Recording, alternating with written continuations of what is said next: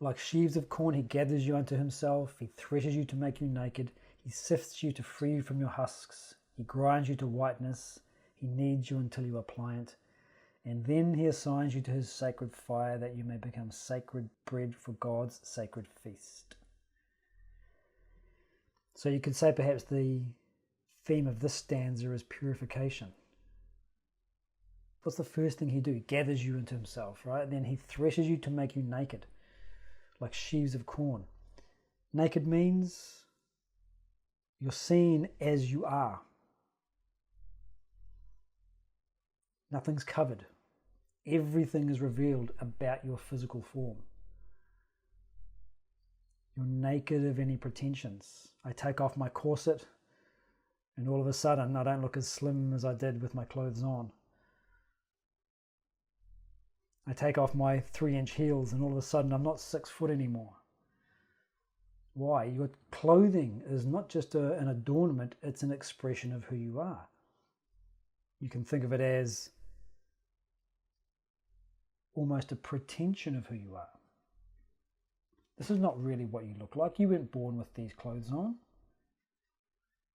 These clothes come and go. Your body is who you are. So he strips you naked, pulls off the outer husk. So you're naked of pretensions, projections, sifts you to free you from your husks. So the corn kernels are yanked from their husk. For so long I was in the comfortable known. I was embedded in my life. Quite comfortable. I know who I am. I know where I'm going. I can define myself. All is well. I'm yanked from my husk. I'm free now. I'm ground to whiteness. So all of the pithy pieces are cast aside until you're just this fine white powder, kneaded until you're pliant. So again, there's that idea of being surrendered. Opposite of pliant is rigid. Someone who's stuck to their own view of life, their own way of looking at things is rigid. Someone who's pliant, they're more agreeable. They're open. They're free. So there is this purification, this preparation. Preparation for what? Because at this point, you're just dough. And you can't eat corn dough. In order to be able to eat corn dough, you have to bake it. And then he assigns you to his sacred fire that you may become sacred bread for God's sacred feast. It transforms you. The fire transforms what is inedible, corn dough, into nutritious corn bread. So there is preparation and then there is transformation. There's a similar analogy in the Atma Bodha.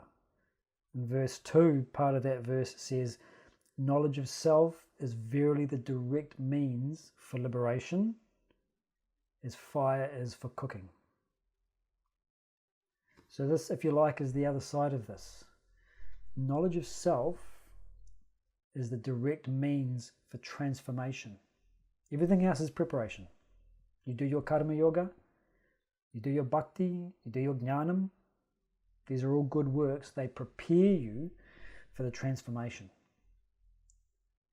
In a similar way, love strips you of your pretensions. When someone really knows you, do you think you can hide from them?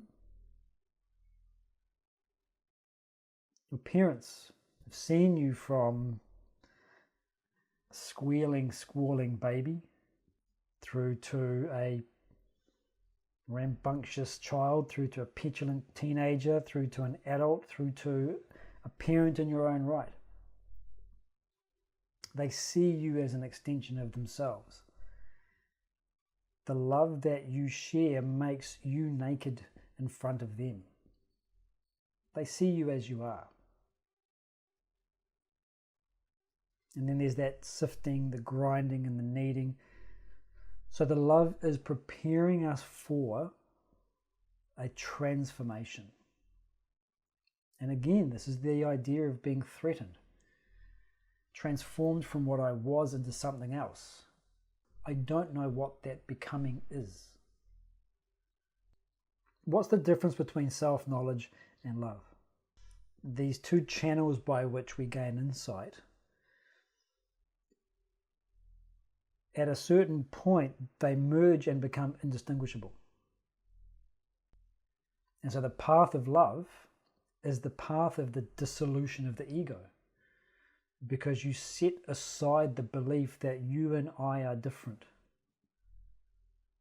The path of knowledge is the path of dissolution of ego, because you set aside the belief, I am this. And so spiritual development happens where there is this confluence of mind and intellect, this confluence of love and wisdom. When you have a cylinder, it always has two ends. In a similar way, the human personality is always doing a feeling and a cognition. They are, if you like, the two ends of ourself.